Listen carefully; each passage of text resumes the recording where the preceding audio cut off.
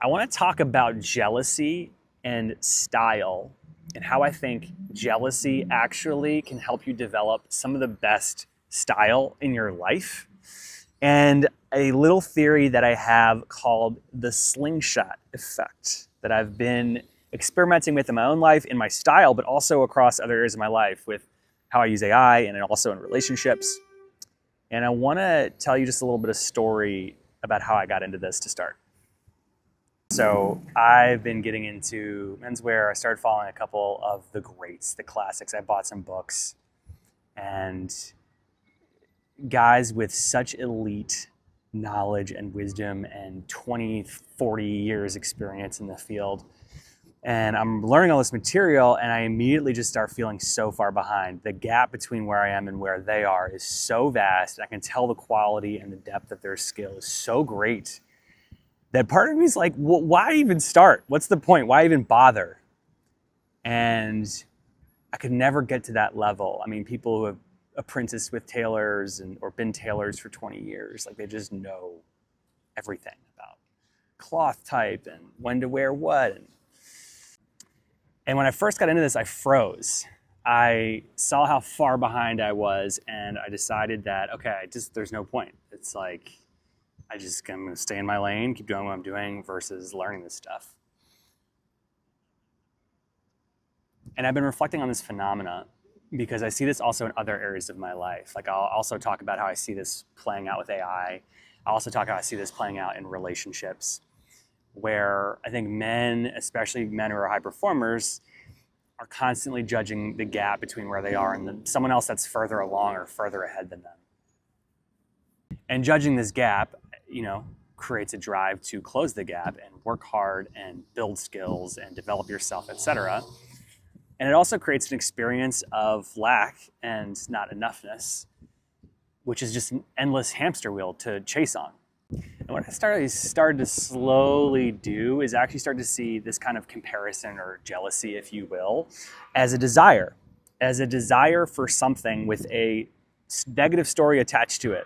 And I think we all experience this on some level, especially in my conversations with clients and men, where when there's too large of a gap between someone that we admire being able to do something and where we are, we tend to shut down. And I see a lot of guys doing this with their style. They'll actually just stop the pursuit or the exploration of the thing.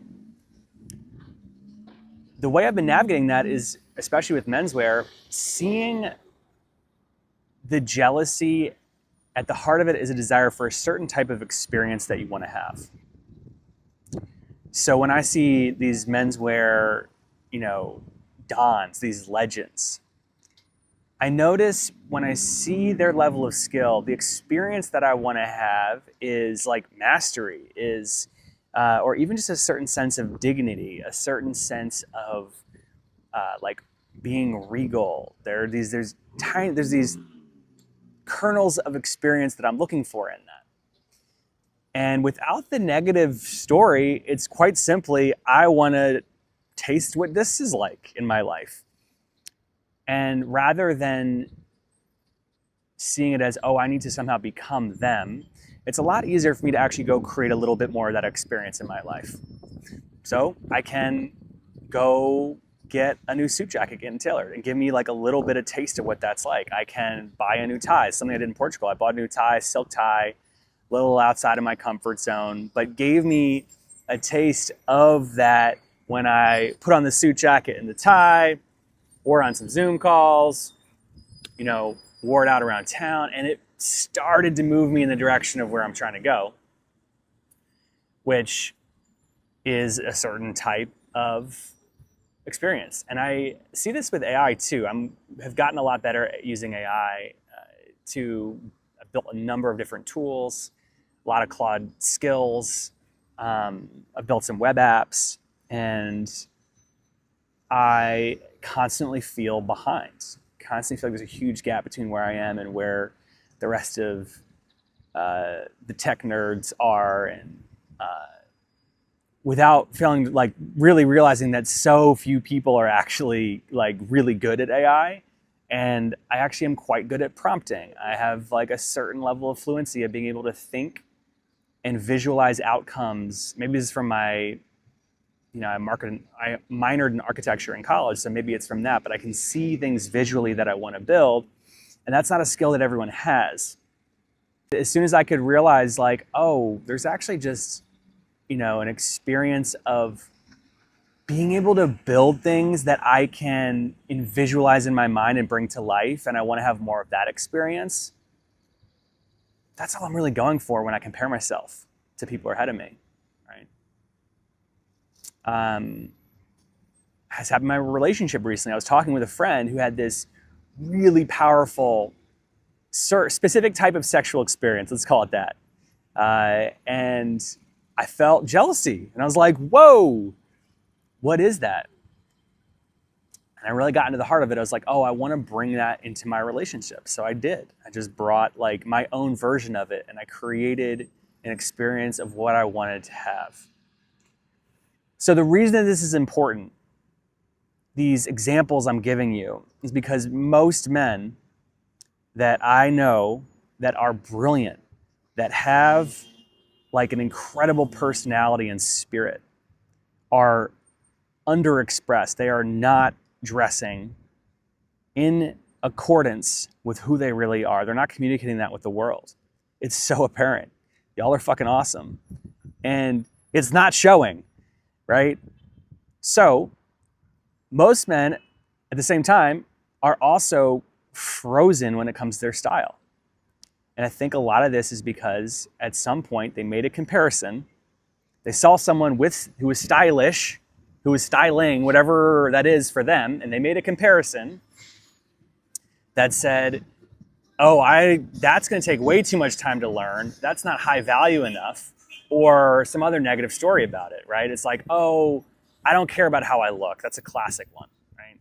So at some point, the comparison happened, someone was further along than them, and then they came up with this negative story, and now they're stuck there, and they never actually moved towards the experience that they want to have.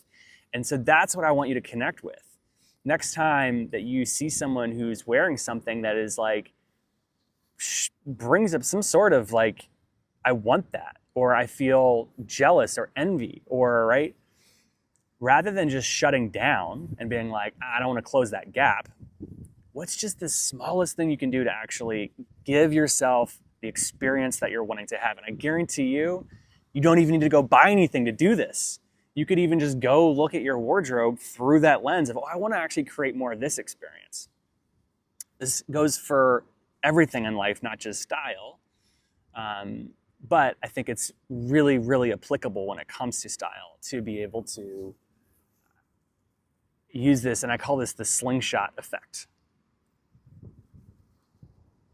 It's being able to take something that you see that typically might stop you and being able to latch onto it and boomerang and slingshot your way forward into life by just creating another step of, okay, that's the experience I want, let me go create that, and let's keep rolling. And I think, honestly, that's how awesome style is kind of built, is brick by brick, experience by experience of you moving forward into what you want to create in your life.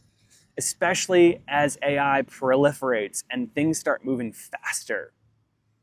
Being able to know the kind of experience you want to have, being able to attune to your body and your sensations and your emotions, your internal world, and being able to articulate that is going to be a differentiator. It sounds so silly, but like your proprioception of your own internal world and being able to then create experiences that you want to have is a creative act. And technology can't do that. It's very, very different what we can do. So regardless of where it is in your life, but I want to invite you to do it with style, I want you to notice anywhere that you have been jealous and shut it down, and see if you can get a little momentum going in that area of your life. See if you can get some slingshot going. For me, this is the whole point of why I talk about style, is because I want this shit to feel accessible. I want you to feel like you can take a small step and start gaining some momentum. I cannot stand how the style industry and influencers and how all this shit runs on social media. You see people in these like crazy outfits, their pose, their whatever. It looks so unrealistic. Like that is just not how life works, right? People fit checking. Yeah, I got like this brand on and this brand on and this brand on. To me, it all just strikes me as insanely shallow and not interesting at all. But what does interest me is, who are you really? And are you able to communicate that with the world? More importantly, do you know what kind of experience you're trying to create? And are you able to do that? That interests me like to no end. So take this rant as a full invitation and get after it with a little slingshot for yourself. I'd love to hear kind of what the first thing that comes up for you. Do you notice an area of your life where you feel a little shut down or jealous? You didn't actually get underneath that to get in touch with the desire. And what's one thing you could just go get after today, right? Is there an area of your style? Did you once see someone get dressed in a way that you're like, oh, fuck, that is cool. I like that. There's something about that that just resonates with me. But then shut it down. What's like one little thing you can go do that? Was it the outfit they had? Was it their way of being? What was it? Go get a little slingshot happening in your life. Trust me, it is an awesome minor breakthrough to have. And the more and more you can create those kind of breakthroughs, you can get a lot of momentum going in different areas of your life. So for now, peace from Budapest, and I'll be back on here soon.